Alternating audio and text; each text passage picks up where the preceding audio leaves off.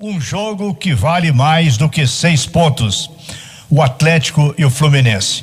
O Atlético preocupado em chegar mais perto das primeiras posições, mas também com o Fluminense no retrovisor, pertinho, querendo a posição do Atlético para a Copa Libertadores. Tudo indica, vai ser jogo aberto. Estamos chamando na turma do bate-bola o Cláudio Rezende e o Wellington Campos. Boa noite, Emanuel, Wellington, Léo Figueiredo, aqui nos acompanha aqui na turma do bate-bola.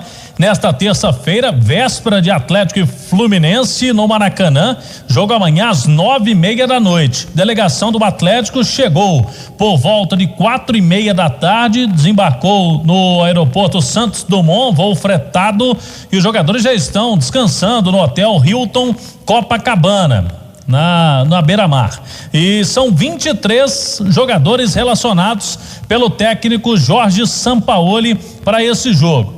Ainda estão fora Zaratio, questão física. Zaratio até viajou para Goiânia semana passada, jogo contra o Goiás, mas como o Sampaoli levou 25 jogadores, ele acabou sendo cortado. Então foi só passear lá em Goiânia, não ficou nem no banco. E desta vez, Sampaoli não levou o Zaratio para essa partida. Keno está no departamento médico e o Jair suspenso pelo 3º cartão amarelo. Dos 23 relacionados, tem os goleiros Everson, Rafael e Vitor, os laterais Guga, Guilherme Arana e Mariano. Para a zaga tem Alonso, Hever, Gabriel, Igor Rabelo e Bueno. Levou 5 zagueiros do Sampaoli.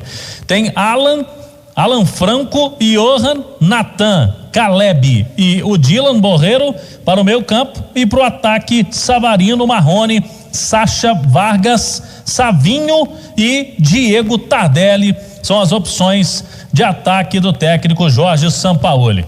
Como ele não tem no meio campo o Jair, ou ele coloca o Alan Franco como um segundo volante, pode até escalar o Natan também, se quiser ser ofensivo, com o meio campo tendo aí o Alan Franco ou o Natan e o Johan, ou ele vai de novo com 3 zagueiros, né? Aí vamos ver o que faz o técnico Sampaoli. Chama atenção aqui 5 atletas relacionados para a defesa, inclusive o Bueno viajou. Agora, no ataque também tem dúvida, porque contra o Goiás não deu certo o esquema com os 3 iniciais. Savarino, Vargas não ficou ali pelo lado esquerdo onde jogava o Keno, e o Sacha de centroavante também não rendeu.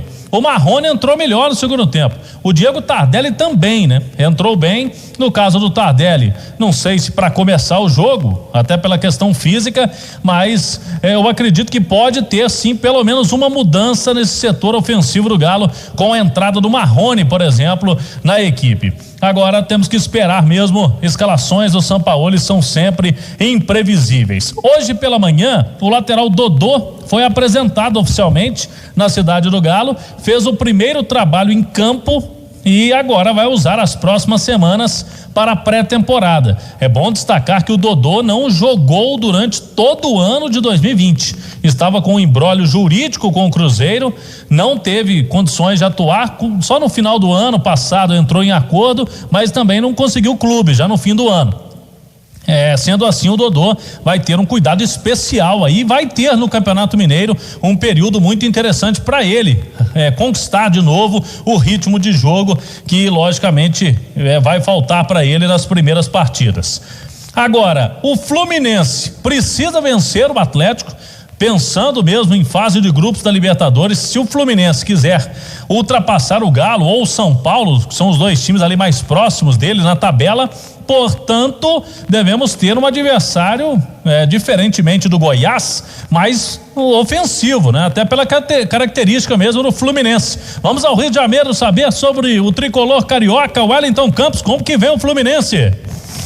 Meu querido Cláudio, o zagueiro do Fluminense, Lucas Claro, se reapresentou depois de ter sido liberado pelo clube para sepultamento do pai, que faleceu na última segunda-feira, vítima da Covid-19, e se colocou à disposição do técnico Marcão para enfrentar o Atlético amanhã no Maracanã.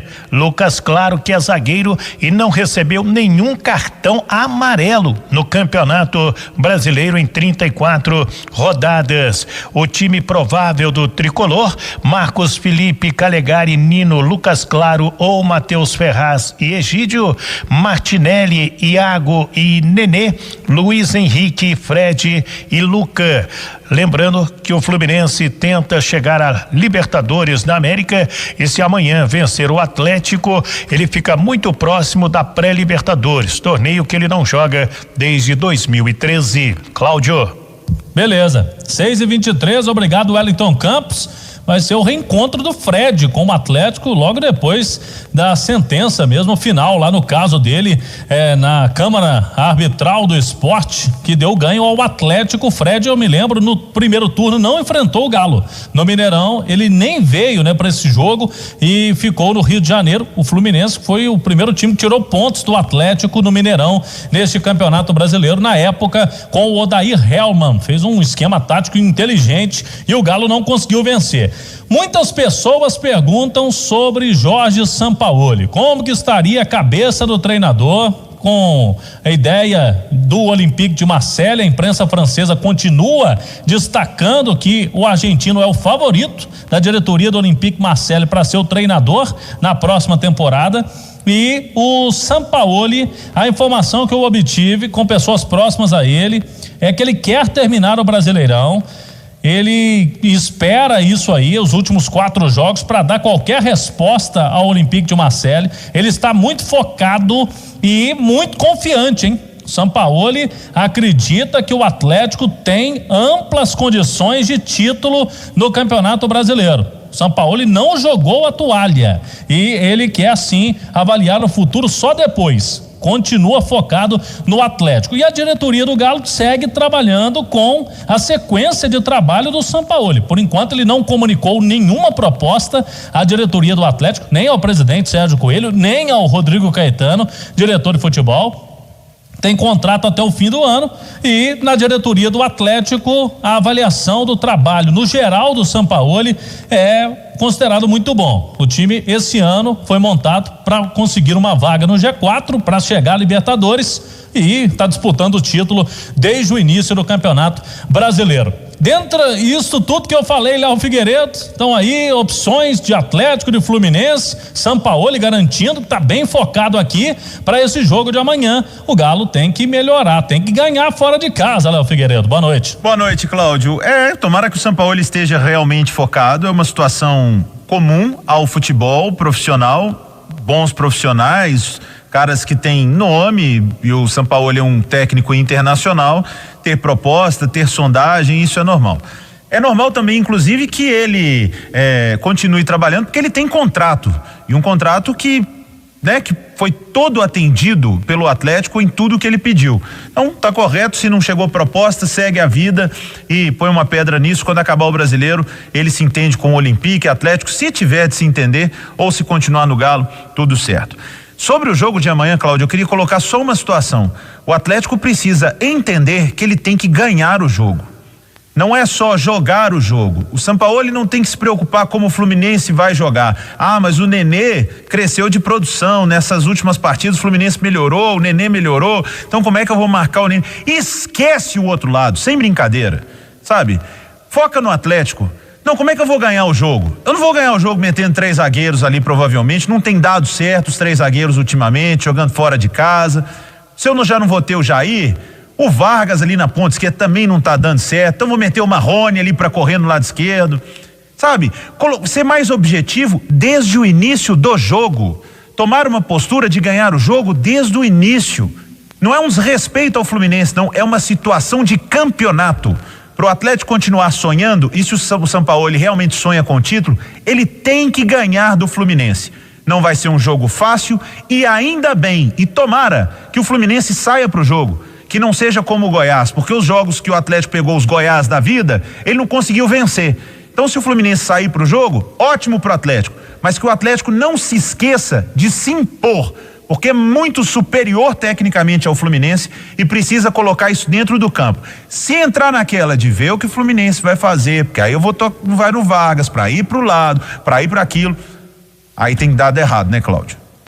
E o Atlético vencendo o Fluminense nesse confronto direto aí, praticamente já tira qualquer chance do Fluminense de ultrapassar o Galo. Não vai abrir 7 pontos, faltando 9 em disputa. 7 e 9, a gente sabe que o Galo, com 2 jogos em casa ainda, contra Bahia e Palmeiras, convenhamos, o Galo vencendo o Fluminense se garante, podemos dizer assim, não matematicamente. Eu não sou o Domingos Sávio Baião, né? O Baião não pode falar, mas a gente pode, que o Atlético estaria já com 2 pés na Copa Libertadores, na fase de grupos, vencendo amanhã. E vai que o Inter tropeça, por que não? Tem o Sport amanhã, o Inter é favorito, lógico, joga em casa contra o Sport, mas esse Brasileirão aí, alguns jogos a gente está vendo que está pregando peças em todo mundo. O Atlético então focado nesse jogo e a diretoria trabalhando em nomes para reforçar o time.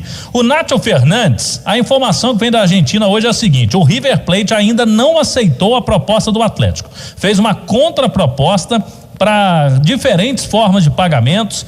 O clube argentino, na verdade, está querendo tirar um pouquinho a mais no fim da negociação. Isso é muito comum. Um puxa para cá, outro puxa para lá, e querem também ganhar tempo para buscar um substituto. Já tem lá um jogador que a gente já vem falando aqui na Itatiaia, um outro argentino, o Palavecino, deve ser o substituto do Nacho. E hoje o Galhardo foi para entrevista, o técnico Marcelo Galhardo do River Plate, e ele falou o seguinte, abre aspas: Nacho Fernandes tem uma proposta do Brasil. Claramente a proposta está sendo avaliada. Ele tem desejo de sair. Já teve essa possibilidade antes. Foi um jogador fundamental do meu time. Se ele tem o desejo de sair e os clubes entram em um acordo pela oferta, o Nacho será um jogador que deixará o nosso clube nesse mercado de transferência. Isso, lógico, se a proposta for concretizada. Não tenho mais detalhes. Sei que estão conversando, avaliando. Se tiver a oportunidade de sair, sairá. Fecham aspas para o Galhardo, já admitindo a saída do seu camisa 10, né? O seu articulador de jogadas. Destacou aí que o jogador quer sair. Então a gente sabe, né, Emanuel e amigos da turma no bate-bola, quando o jogador quer sair, e a gente já falou isso várias vezes aqui no Atlético, né? Quando o jogador demonstra o interesse de sair, já é um grande passo para que isso aconteça. Jogador querendo, meu amigo, fica muito difícil do clube segurar. E o Atlético já fez a proposta, está próxima lá de um acerto com o River, são detalhes finais, tem tudo para dar certo nos próximos dias. Jogador querendo vir para o futebol brasileiro, Manuel. O sinal eletrônico marcando 6h30. É a turma do bate-bola pela Itatiaia. Apenas para fechar o noticiário do Atlético, que acaba de ser passado pelo Cláudio Rezende, mas eu vou pro Léo Figueiredo. Ô Léo, você se lembra da contratação do Marrone pelo Atlético? Um dos primeiros jogadores contratados. Um negócio em torno de 22 milhões de reais. Isso. Até hoje eu não sei para qual posição o Marrone foi contratado no Atlético. Porque o Atlético procurava centroavante, Marrone, mas a primeira palavra dele quando chegou a BH, ele não é centroavante. Já foi tentado pela direita, já foi tentado como terceiro homem do meio-campo e pode ser amanhã contra o Fluminense que ele ocupe a posição do Vargas, onde ele atuou bem contra o Goiás. Entrou no segundo tempo, deu um calor, mas não conseguiu fazer o Atlético chegar ao gol do adversário. Eu vejo que o Vargas, apesar de ser um jogador de mais experiência, de gabarito internacional, o Vargas parece, primeiro, um jogador já pesando um pouco a idade, e outra, está totalmente fora de forma, não consegue dominar uma bola, não consegue passar pelo adversário.